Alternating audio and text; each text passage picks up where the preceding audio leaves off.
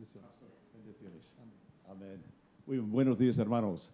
Siempre es un gusto reunirnos con los hijos de Dios. Amén. Aleluya.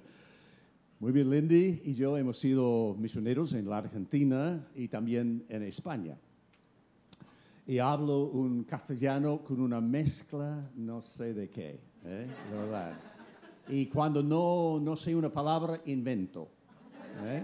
Bien, entonces vamos a ver, a lo mejor vais a salir con un vocabulario mucho más ampliado hoy.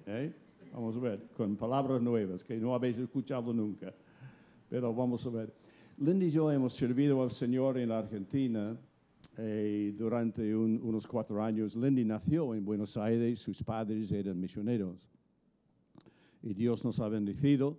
Ya el mes pasado, ahora porque es septiembre hoy, entonces en agosto celebramos 52 años de casados, de matrimonio. Amén, amén. Sí. Imagínate lo que ha tenido que aguantar, 52 años, vaya, así. Y el Señor nos ha bendecido también con 3 hijos. Pero yo quiero que Lindy pase aquí para saludaros, ¿vale? Amén.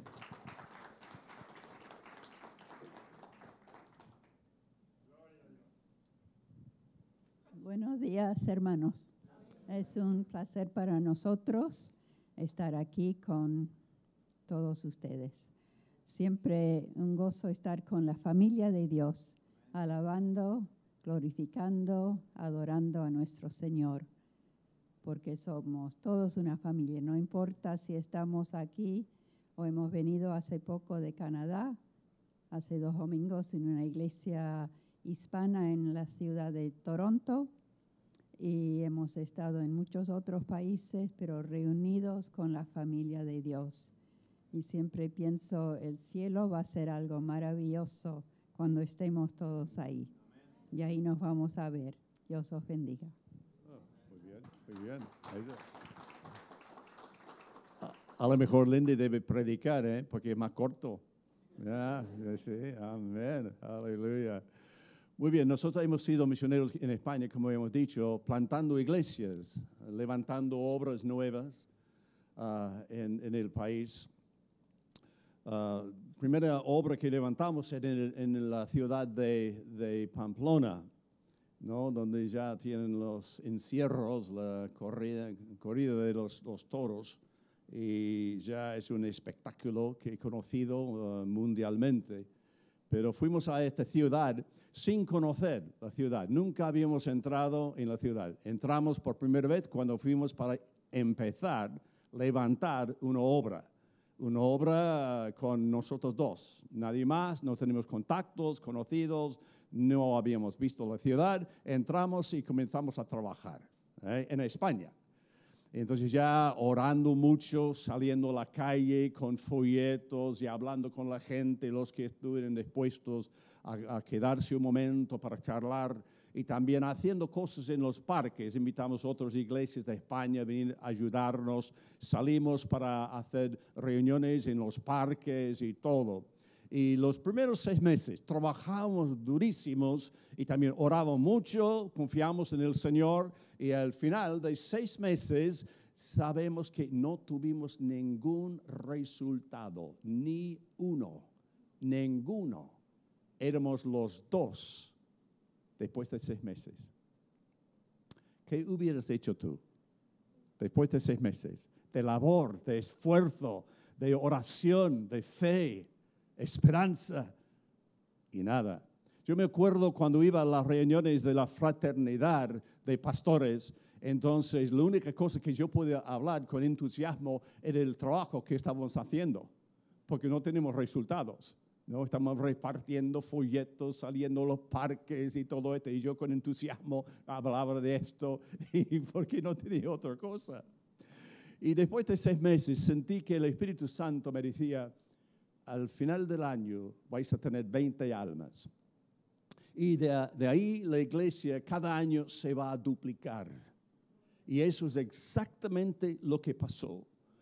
Nuestra visión era entrar en una ciudad, levantar una obra, establecer la obra y luego ya salir para otra ciudad y comenzar de nuevo. Entonces en Pamplona era así. Y al final del año tuvimos 20 personas. Segundo año era 40. Tercer año era 80. Cuarto año era 160. Y hace un año y poco ahora ya estuvimos ahí predicando en que era el 17º aniversario de la iglesia en Pamplona. Hoy día hay más de 1,000 personas en esa iglesia. Hay 4 iglesias hijas. Porque si nosotros permanecemos fieles, sirviendo al Señor, buscándole, orando y trabajando para el Señor, Dios es fiel y en su tiempo Él va a mandar la bendición. Él va a enviar la respuesta. Y gracias al Señor. Y es una iglesia preciosa y ahora en octubre, 1 de octubre, nosotros vamos a España, vamos a pasar el mes de octubre ministrando en esa iglesia, ayudando al pastor. Cuando nosotros salimos, voy a dar una marcha atrás un momento. Cuando estamos acercando al 4º año, sabiendo que nuestro tiempo era para 4 años, establecer la obra y marcharnos. Entonces, 7 meses antes que llegara el 4º año, entonces ya hablé con un hermano y él era un pastor en una iglesia en España, trabajando en una iglesia quizás una de las más grandes en España en aquel entonces, y era el copastor. Y entonces él vino y para trabajar conmigo. Y ese día ya entregué la mitad de la predicación a ese pastor, la mitad de las enseñanzas y la parte administrativa poco a poco le fui entregando. Y cuando llegó el 4º año, la despedida nuestra al final del 4º año, entonces el hermano tenía todo. La transición realmente era, en inglés se dice seamless, ¿no? Era precioso, la iglesia no perdía nada. Era hermoso. Y luego nosotros no volvimos a esta iglesia por 2 años. Aunque el pastor nos invitaba, no estábamos dispuestos. Hasta que vimos que los hermanos habían transferido su amor, su aprecio, su lealtad, todo esto al nuevo pastor. Ya. Entonces, después de 2 años volví, ya, porque está ya bien establecido. Y hoy día vamos a ir para trabajar, para ayudarles. Amén. Ya en los años 70 todavía uno puede tener ministerio. Amén. Ya yo tengo 72, casi 73 años y Lindy está por ahí, ¿no? Sí, entonces así es, gracias a Dios. Pero es hermoso servir al Señor, porque esto de jubilarse, ¿qué? No puedo jubilarse de la obra de Dios. Hay que seguir trabajando. Amén. Muy bien, vamos a la palabra del Señor. Hace un tiempo, hace unas semanas atrás, en mi lectura devocional, leí un pasaje que había leído, pero docenas y docenas y docenas de veces. Pero no me había tocado esa frase que encontré en el libro de Lucas, capítulo 18, versículo 37. La frase que me fue agravado en mi corazón. Yo creo que el Espíritu Santo me tocó con esta frase en Lucas 18, 37. Y el relato es que Jesús estaba acercándose a un pueblo de Jericó. Un ciego en el camino y preguntó qué estaba pasando, porque una multitud estaba pasando con Jesús. Entonces el ciego le preguntó, ¿qué pasa? Y la multitud le informaron que Jesús de Nazaret estaba pasando. Jesús de Nazaret estaba pasando. Y hermano, cuando Jesús de Nazaret está pasando, uno puede esperar cosas maravillosas del Señor. Aleluya. Entonces, así. Y es para esto, para que tuviera significado para nosotros, ¿quién es? Tenemos que saber quién es Jesús de Nazaret. ¿Quién es Jesús de Nazaret? Piénsalo por un momento. ¿Quién es Jesús de Nazaret? Porque realmente nuestro mensaje al mundo hoy día es Jesús. Hablamos de Jesús. Hablamos del Salvador, el Hijo de Dios.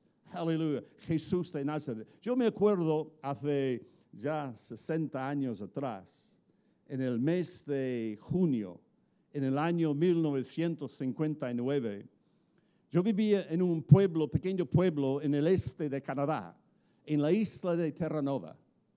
Y en nuestro pueblo, y de un pueblo de más o menos en aquel entonces de unos 3.500 personas, nos iban a visitar la reina Elizabeth de Inglaterra.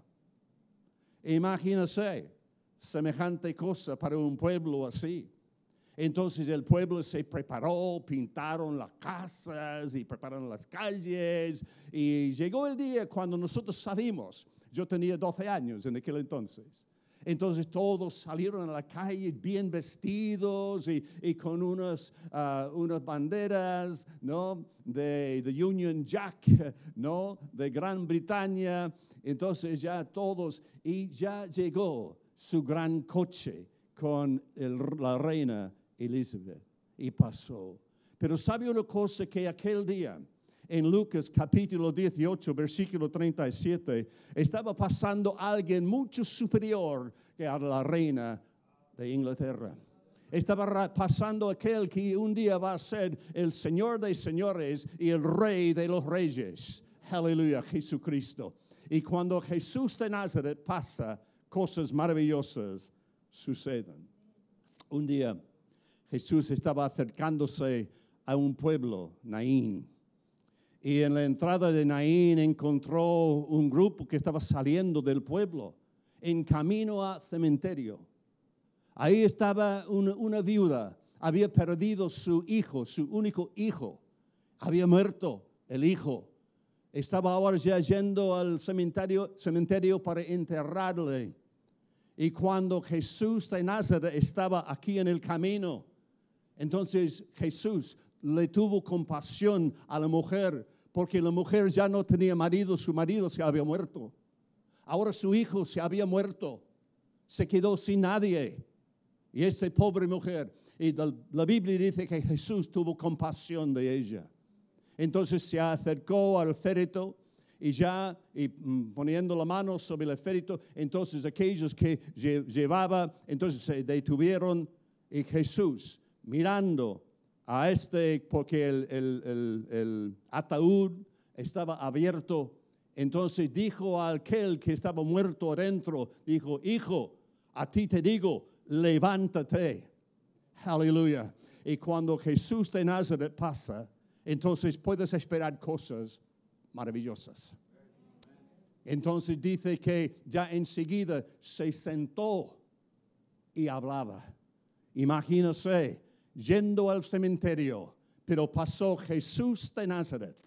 Aleluya. Y con una palabra de autoridad resucitó aquel muerto. Aleluya. Y otro día Jesús estaba yendo al Jericó. Hicimos referencia a esto en Lucas. Yendo a Jericó, acercándose a la ciudad. En las afueras de la ciudad, sentado al lado del camino mendigando, había un ciego pobre, por supuesto. No tenía, la única manera de sostenerse era pedir, vivir con esta indignidad de no poder trabajar, no poder sostener a nadie más, ni su propia vida por su cuenta. Necesitaba la ayuda de los demás, mendigando por el camino. Pero aquel día estaba pasando Jesús de Nazaret. Y cuando el mendigo se enteró que pasaba algo, porque escuchaba el ruido de la multitud, entonces fue informado que Jesús de Nazaret estaba pasando. El mendigo empezó a gritar, dice: Jesús, hijo de David, ten misericordia de mí. Sabiendo, él había escuchado algo de Jesús. Seguro que él sabía que Jesús sanaba a los enfermos. Se había enterado de Jesús de Nazaret. Y ahora que Jesús estaba pasando por ahí, pensaba: esto es mi oportunidad. Entonces ya comenzó a gritar. Y la multitud empezó a intentar silenciarle. Pero él seguía gritando: Hijo de David, ten misericordia de mí. Y en medio de todo el ruido de la multitud, Jesús de Nazaret escuchó la voz de un hombre necesitado.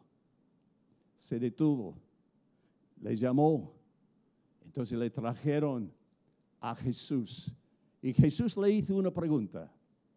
¿Qué quieres que te haga? ¿Qué quieres que te haga? Señor, que quiero recobrar la vista. Enseguida Jesús le tocó, le sanó. Y el hombre que ciego ya puede ver, porque Jesús de Nazaret estaba pasando. Hermano o hermana, esta mañana Jesús está aquí. Está presente aquí entre nosotros. No sé la carga de tu corazón, no sé la necesidad de tu vida, pero Jesús de Nazaret está pasando aquí. Y Él quiere ministrarte. Te hace la misma pregunta. ¿Qué quieres que te haga? ¿Cuál es tu respuesta? ¿Qué necesitas del Señor esta mañana? Oh Señor, presenta tu necesidad delante del Señor. Presenta la carga de tu corazón al Señor y permite que Él te toque. Otro día Jesús estaba ministrando en el templo. Cuando en medio de todo esto de la enseñanza, ya entraron unos fariseos. Habían encontrado una mujer en el acto de adulterio. Y en el mismo ella era culpable y los fariseos la trajeron delante de Jesús y tirándole delante de él. Los fariseos dijeron a Jesús, según la ley de Moisés, esta mujer debe ser apedreada. Ella debe morir por su pecado. ¿Qué dices tú? Jesús estaba escribiendo en el suelo. Pero ellos persistían en preguntarle, ¿qué dices tú? Al final se levantó y mirándoles dijo, el que es sin pecado, tira la primera piedra. El que no ha pecado, sea tú que tira la primera piedra. Y luego se inclinó otra vez, seguía escribiendo. Pero los que estaban ahí presentes, por su conciencia, porque su conciencia comenzó a molestarse, comenzaron a salir uno por uno, hasta que habían salido todos. No quedó ninguno. Y cuando Jesús se levantó, no había nadie, solamente la mujer. Y le pregunta, ¿dónde están tus acusadores? Nadie te condena. Nadie, Señor. Y Jesús de Nazaret, que estaba en medio delante de ella, Él dijo, tampoco te condeno. Vete y no peques más. Jesús de Nazaret.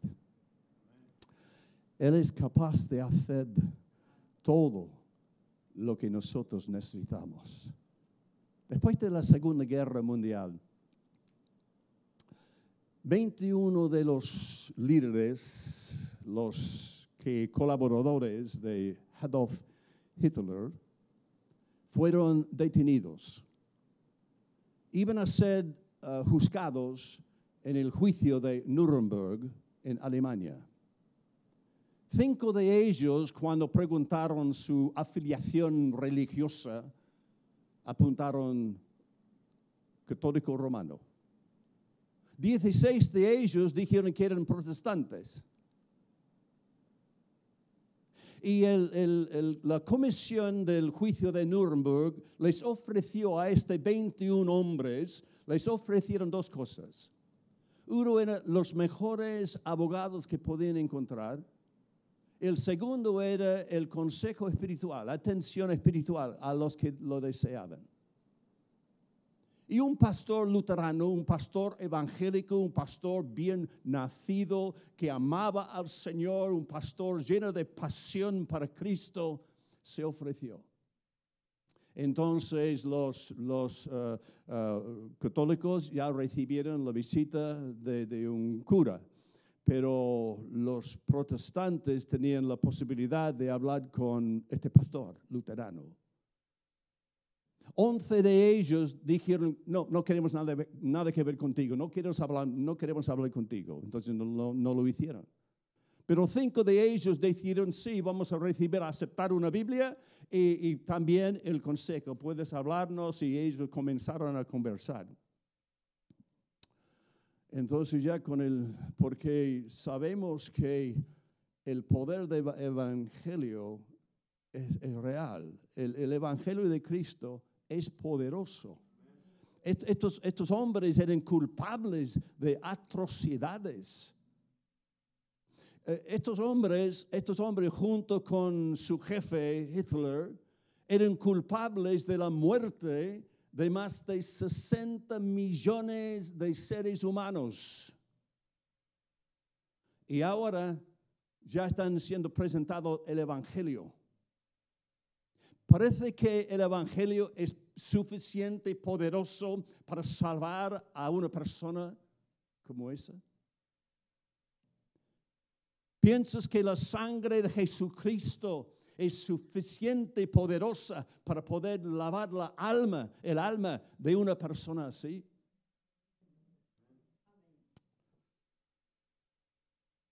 En un video se puede ver el juicio de Nuremberg. Y llegó el 16 de octubre del año 1946, que ya iban a ahorcar 7 de estos hombres ese día. Llegó el momento cuando ya el primero en subir a la plataforma era Joachim van Ribbentrop. Joachim van Ribbentrop era uno de los jefes. Entonces ya él subió a la plataforma, estaba atado los pies, los brazos, y luego con una soga alrededor de su cuello. Antes de poner el capucho sobre su cabeza, le preguntaron, el verdugo le preguntó, Van Ribbentrop, ¿tienes algo que decir? Y él dijo, ya. Él dijo, en estos días he entregado mi alma a Jesucristo. He llegado a conocerle y confiar en Él como mi Salvador. Y confío que la sangre de Cristo me lava de todos mis pecados. Espero que Dios tenga misericordia de mi vida miserable. Espero que vosotros podáis perdonarme. Y con eso le pusieron el capucho.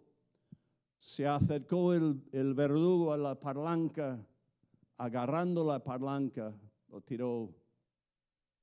Y Joachim van Ribbentrop se cayó 11 pies. Tardó 19 minutos en morir. ¿Dónde fue?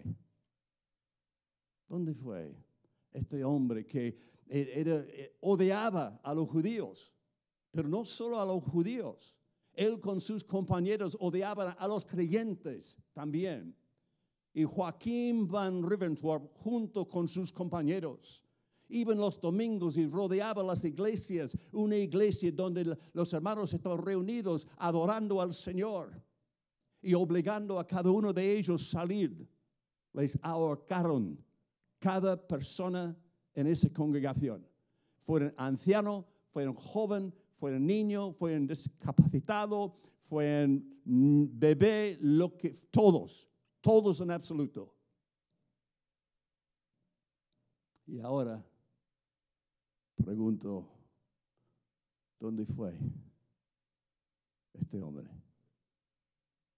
Porque la Biblia dice, la sangre de Jesucristo nos limpia de todo pecado. Si es que Jesús de Nazaret pasó por esa vida aquel día, ¿Dónde fue? Es fuerte, es fuerte. Pero a lo mejor eso nos ayudaría. Un hombre, también en el libro de Hechos, era un hombre que odiaba a los creyentes, pero odiaba, perseguía y odiaba a los creyentes. Saulo de Tarsus era culpable. Y mientras que Esteban estaba siendo apedreado, Saulo de Tarsus estaba ya dando sus ánimos a los que estaban tirando las piedras. Sí, no hay una diferencia entre Joachim van Riventwarp y Saulo de Tarsus. Ambos odiaban con una pasión a los creyentes, hermanos tuyos y míos, los míos. Pero un día, Pablo de Tarsus tuvo un encuentro con Jesús de Nazaret y su vida fue transformada. Dice que hay una canción, yo no conozco, pero dice que hay una canción que habían cantado, que cuando llego al cielo, yo quiero ser vecino de Pablo, ¿no? Y conversar con Pablo. Pero nunca he escuchado a alguien decir que cuando llego al cielo, quiero ser vecino de un nazi.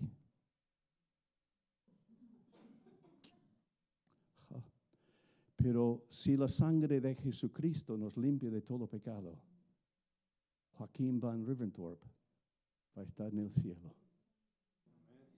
No merecía en absoluto. Tú tampoco. Yo tampoco. Pero gracias al Señor por la misericordia de Dios, que Él nos ama y que la sangre de Jesucristo nos limpia de todo pecado. Y si confesamos nuestros pecados, Él es justo y fiel a perdonarnos de nuestro pecado. Jesús de Nazaret está pasando. Jesús está aquí hoy. Ahora en este momento, el Señor está presente. Y la pregunta al ciego era, ¿qué quieres que te haga? La pregunta de Jesús esta mañana sería lo mismo a tu vida y a la mía. ¿Qué quieres que te haga? En toda sinceridad delante del Señor esta mañana. ¿Qué es lo que necesitas del Señor? Os invito a inclinar vuestro rostro por un momento.